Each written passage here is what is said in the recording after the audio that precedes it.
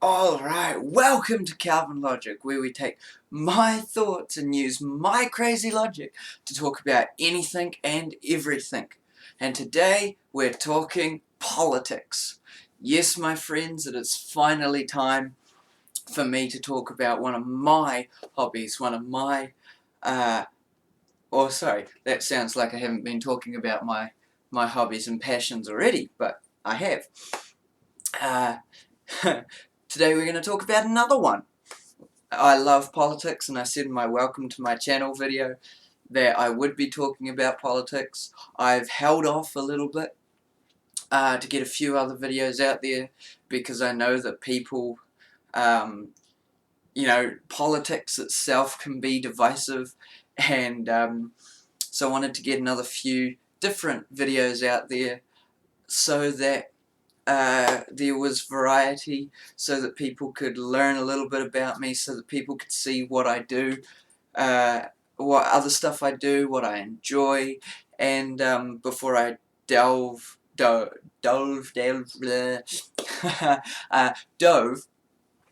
into some politics. But then yesterday I saw an article come up.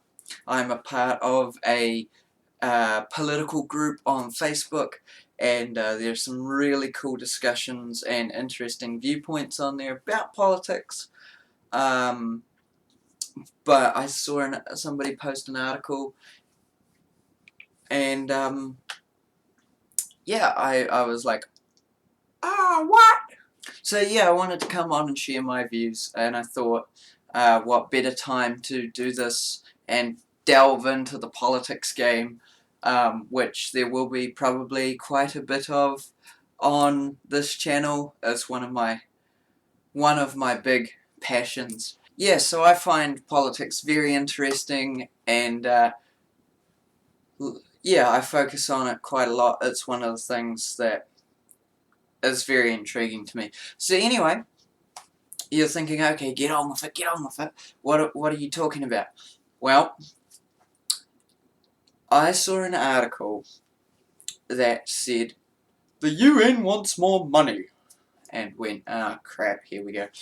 So, I read the article, I did a little bit of research and was like, alright, how does the UN get their money? Well, I'm here to tell you how they get their money, I'm here to tell you that they want more money, and I'm here to tell you why I think they should bug off and leave us poor people alone. And because ultimately, whether you whether you know it or not, they're actually feeding on your dollars. So, here we go. So, in this article, I've got two articles that I'm going to link below.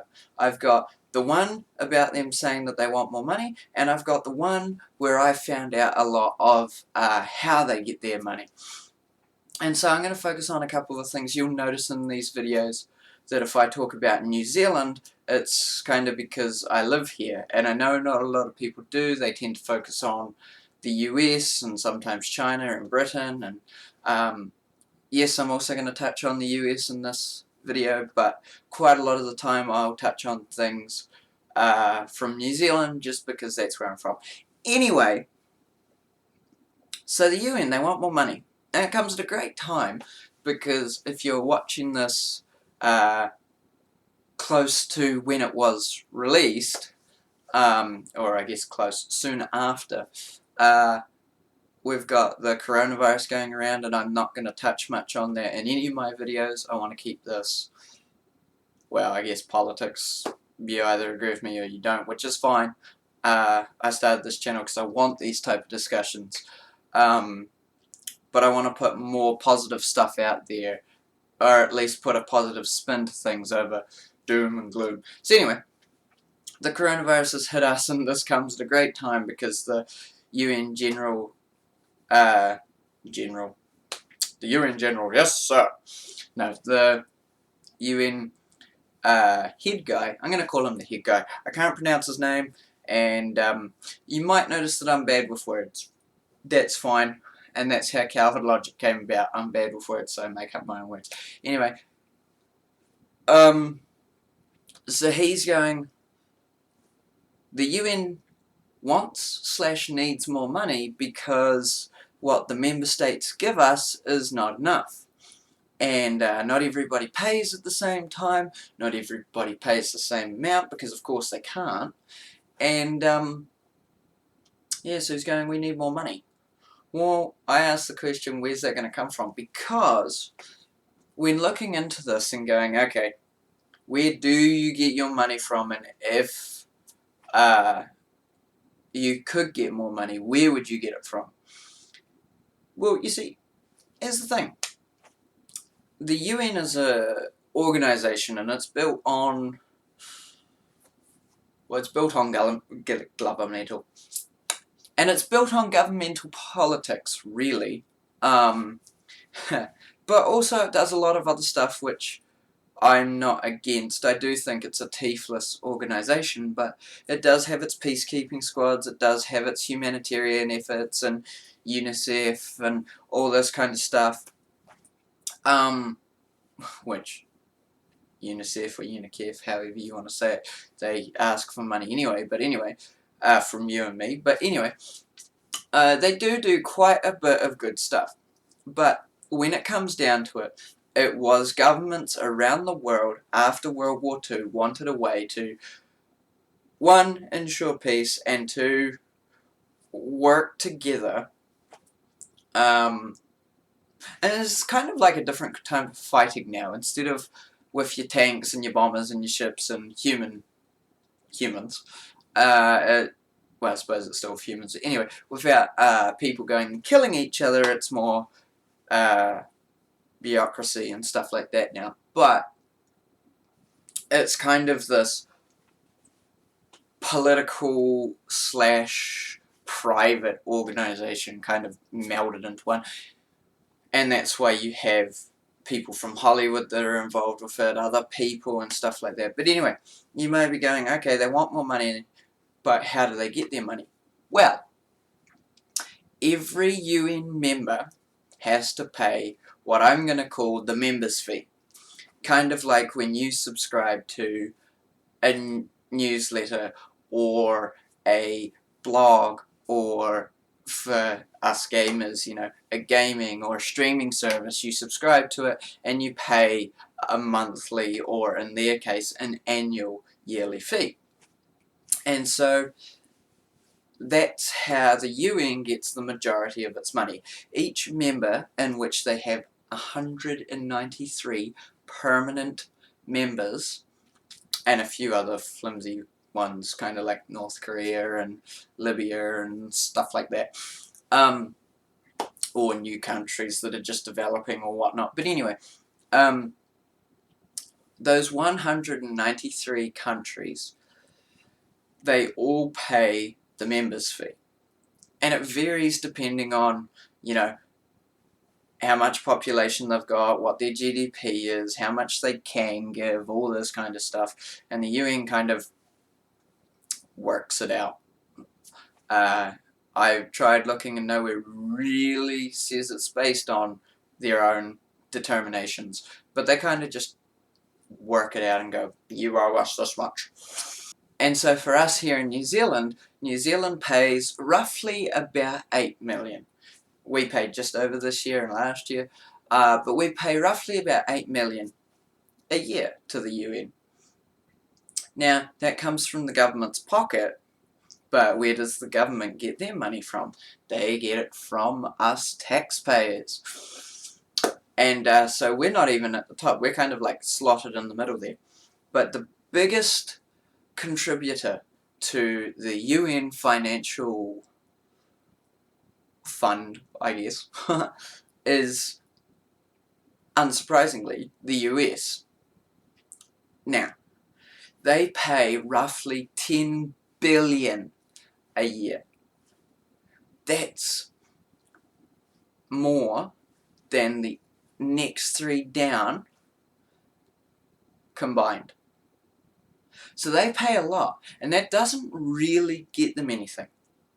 The UN likes to go, oh, you don't have to pay, but if you don't pay your General Assembly vote, it's gone. You don't get to vote. You're just kind of like here now. And so that's how one of the ways, and the main way, that they keep people paying that fee, because if you don't have a General Assembly vote, you can't vote for anything, like pretty much all of their votes. So you have no power within the organisation. But the amount you pay doesn't really give you more or less power. I mean, that's evident in the fact that, yes, America pays the most, but both China and Russia, who are on the permanent members of the Security Council, they're not even in the top 10. Like, the UK is above them. I think even France is above them, but I don't think France is in the top 10 either. And those are also the other two permanently on the Security Council. But so it doesn't do anything except for that. But yeah, and it comes at this really great time where they want more money. But why should they get more money? And you may be asking, okay, they want more money. Well, why do they want more money? Well, as I said at the start, you know, they have their peacekeeping guys, which some of the money, they kind of split it between like UN stuff and peacekeeping stuff. Like every member state, they kind of get like, I don't know, for example, this isn't exactly how it works, but for example, 85 to 90% goes to the UN or the UN General, and then the rest of it goes to the peacekeeping. But they've also got, you know, they fund the World Health Organization, they fund UNICEF, and all these other ones to kind of keep the peace around the world and keep the world ticking.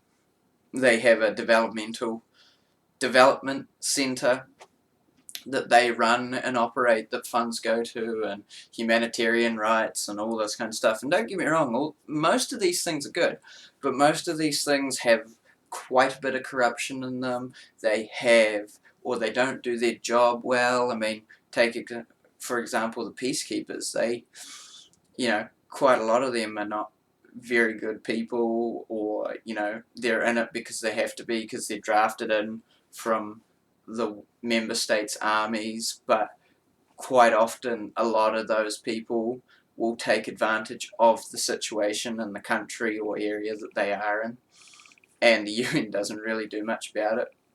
I mean, the UN has an international council and judiciary organization, and they barely do anything with it. Whereas, you know, they'll send international criminals to America to be processed, or Britain, or something like that. So, stupid things where they could cut a lot of money. But I love how, as I said, the head guy, this guy right here, he says, we're going to make an effort to cut costs where we can, but we'd love more money. So, yeah. And one last thing I'll add is, the UN does also get money from other sources, like Bill Gates and his wife have consistently for the last few years given the UN money and donated to them millions of dollars. And yeah, they get money from other places and other people as well. But that is kind of, without looking into it too heavily, there is a little bit of bribery and a little bit of corruption within all areas of the UN. But anyway, I wanted to bring this to you. I wanted to bring my opinions of no, a definite no, they should not get more of your and my money. And but I wanted to have a conversation. What's your thoughts on the UN? What's your thoughts on them having your money, and should they or should they not have more money? What things would you change about the UN? And yeah, just put in the comments below anything and everything about the UN that you would change or do differently and stuff like that, and let's have an awesome conversation. But what are your thoughts? Put them below, and until then, bye guys!